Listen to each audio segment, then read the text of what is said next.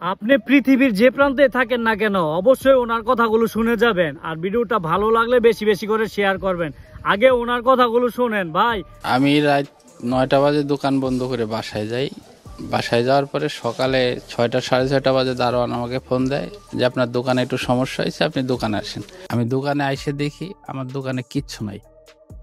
আমার 400 ভরি গোল্ড ছিল এবং 100 ভরি প্লাস বন্দুকি সোনা ছিল এবং ক্যাশ টাকা আসলো 40,000 টাকার মতো।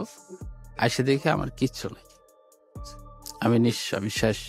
এই মার্কেটের দারোয়ান তো 100% সবাই জড়িত, তাছাড়া তো এই কাজ কোনো ক্রমে হতে পারে না।